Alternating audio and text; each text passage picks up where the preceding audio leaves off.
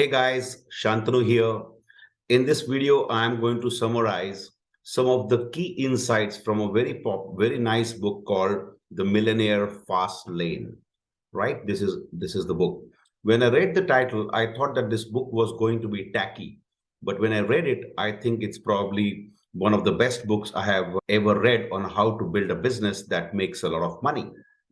And so in this video, I'm going to distill and discuss key insights from this book.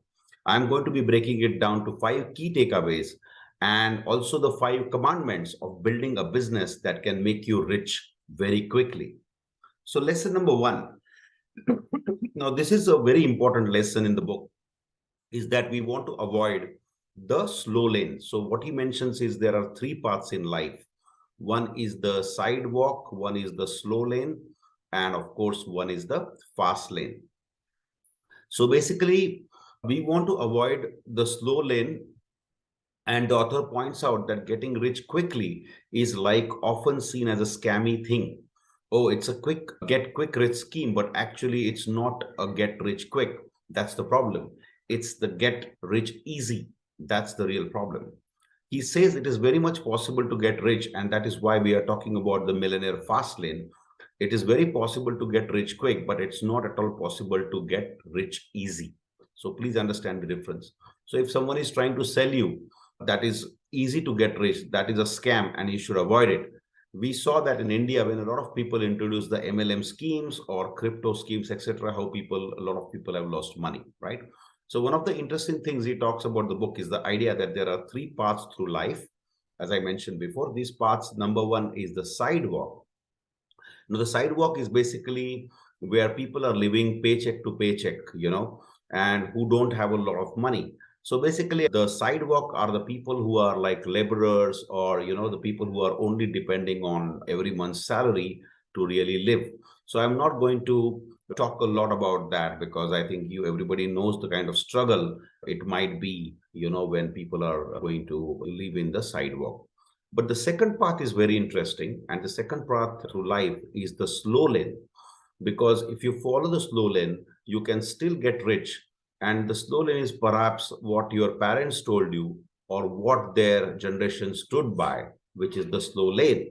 So what it means is basically that there is in this thinking is that, that you go to the school, you get good marks, you get a decent job, you work your way up the ladder in your job, whatever your job is, you save some percentage of your earnings and put them into those savings and those savings into investments. And maybe you can invest in stock markets, property, etc. Now, real estate is a great investment, but eventually you'll need a lot of money basically saved when you retire. Only then you can have, you can enjoy your retirement life. This is basically the idea of the slow lane. The problem about the slow lane is that you can become rich when you are very old, and you then perhaps you won't be able to enjoy being rich. And he talks about the 3 traps in the slow lane, which you can fall into. Trap number 1 is that life in a slow lane looks pretty safe. And, because the thinking is the job provides you with a lot of security. But the problem right now is, you must have seen in the pandemic, a lot of people have lost their jobs, or even the businesses, thousands of businesses have shut down. So basically, there is no such thing as security. So this is the first trap. Now, there might be a lot of unexpected events apart from losing the job, which can happen, and which might be the market crash. So you can have all your savings in stock markets and suddenly the market crashed, and when you are retired you may have nothing left at all. So these are the fairly unexpected but common events that can happen in your life. So that's where the slow lane is not that safe, as you may say.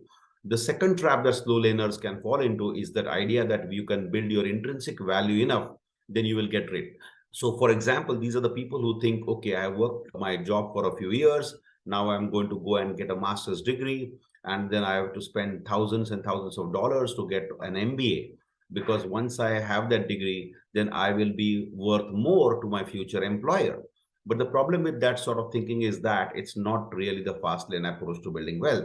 It is still you are ultimately trading your time and money. And yes, fine. If you get an extra degree, you or an extra qualification, your time will be a little bit worth more than what it was before. But ultimately, you are still just trading time. And this is a very slow laney way approach of building wealth. And the third trap, what so slow laners fall into, is that they believe that it's not possible to get rich unless you are super lucky or super talented. But as the author says, even if you can't get rich easy, you can definitely get rich quick. So we are going to talk about the fast lane. Now, what he mentions here in the fast lane is that, it is when we say quick, it basically take over 10 years to become rich. So 10 years is quite a, we may think it's a long period of time, but actually it's quite quick, right? The second important thing he talks about, and which is very, very important, is that success is not an event, but a very, very long drawn process. So the important thing is that we may have come across some YouTube celebrities who have suddenly become very, very popular, and they show you a lifestyle of Lamborghinis and big houses, etc. What they show you, what they don't show you, is the number of years they have put in to build that community or build that particular wealth, and it takes at least 10 to 11 years to come to that level. The second example I can quote you is of Flipkart, where everybody knows that it was sold for $18 billion, etc. And you may feel that the founders suddenly became billionaires. But the problem with that is, again, the story is not clear because it took them 10, 11 years to build a great company. And one of the key insights here, so this is, you have to remember that it's not an event, but a very detailed process. Now, he also mentioned something about building money trees. So what are the types of money trees? So there are 4 or 5 types of money trees, what the author mentions.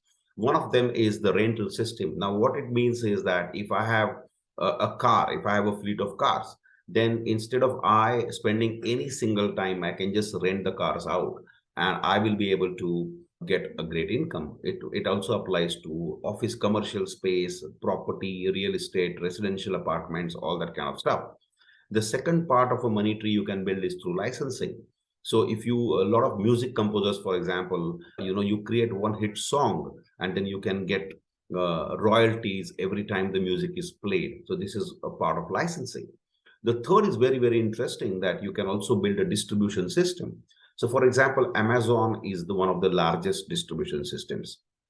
Thousands of buyers and sellers operate from the platform, and they are making huge amounts of money. YouTube is a very, very big distribution system because there are millions of content creators and millions of people who watch their videos, and YouTube is just the middleman. So if you build a great distribution system, you can make a lot of money.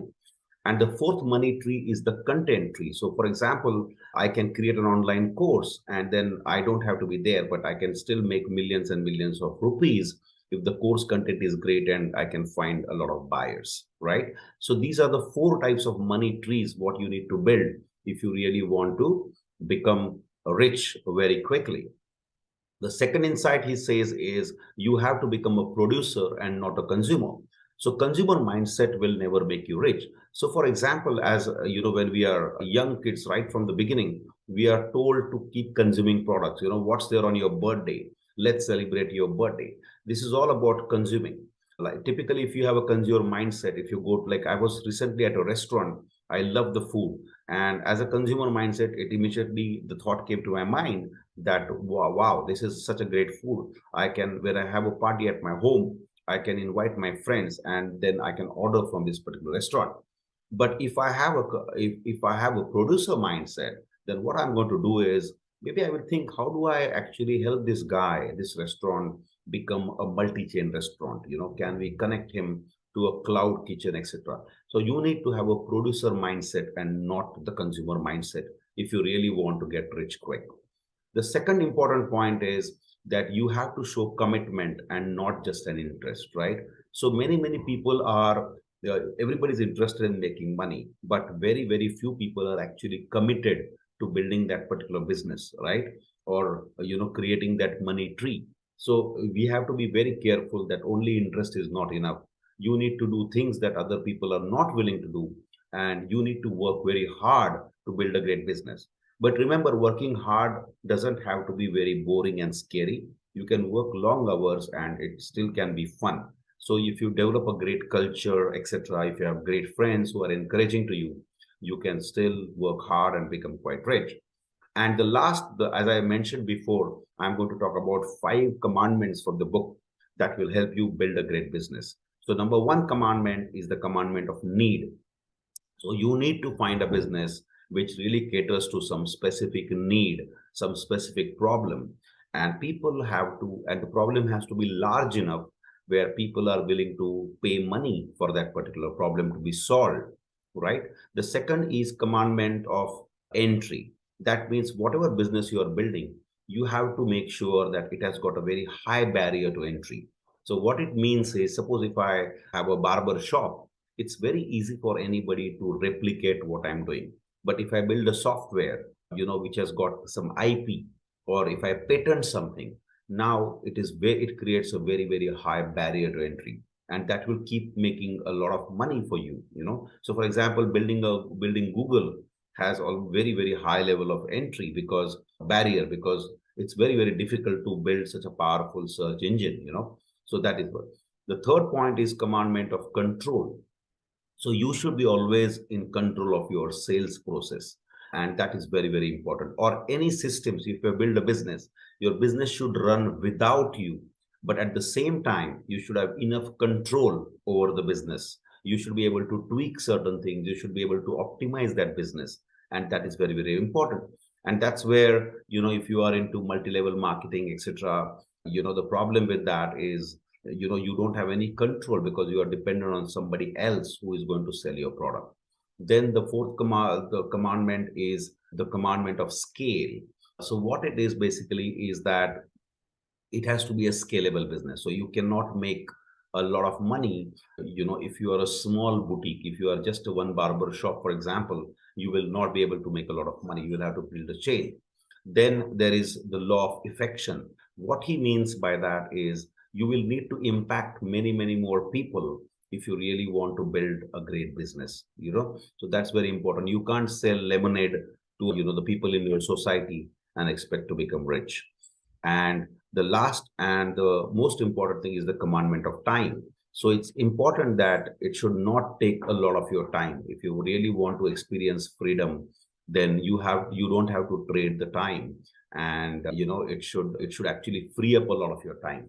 So this is the complete summary of the book. And I hope you enjoyed the insights from the book.